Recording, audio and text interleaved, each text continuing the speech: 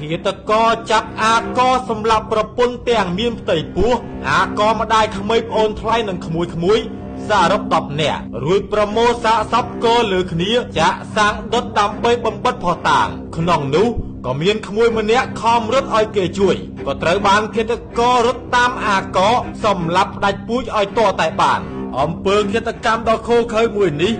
បានកើតឡើងនៅផ្ទះចំការនៅក្នុងភូមិពូនឃុំទួលសម្បួរស្រុកស្ទឹងត្រង់ខេត្តកំពង់ចាមកាលពីវេលាម៉ោង 5 ព្រឹកថ្ងៃទី 23 ខែវិច្ឆិកាឆ្នាំ 2025 លោកវ៉ាស្រេងមេឃុំទួលសម្បួរបានប្រាប់ឲ្យដឹងថាដើមហេតុដំបងប្រពន្ធជាជនរងគ្រោះនិងប្តីបានឆ្លោះគ្នាដោយទ្រាំមិនបានស្ត្រីជាប្រពន្ធក៏បានមកនៅផ្ទះម្ដាយ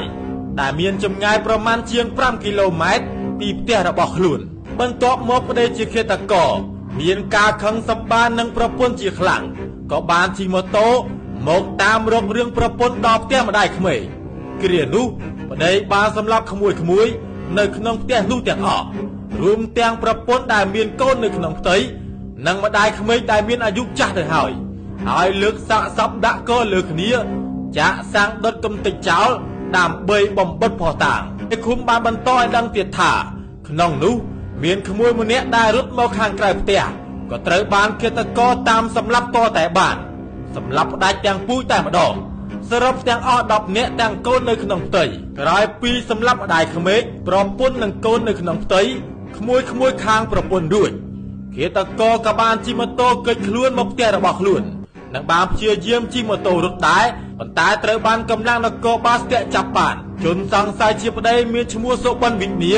អាយុ21ឆ្នាំរស់នៅភូមិគីឡូ10ឃុំអរិយថ្នោតស្រុកស្ទឹងត្រង់ខេត្តកំពង់ចាមបានកាប់សម្លាប់ដុតប្រពន្ធម្ដាយក្មេកនិងក្មួយខាងប្រពន្ធដោយជនរងគ្រោះរួមមានទី1ឈ្មោះសុនស្រឿនភេទស្រីអាយុ67ឆ្នាំត្រូវជាម្ដាយក្មេក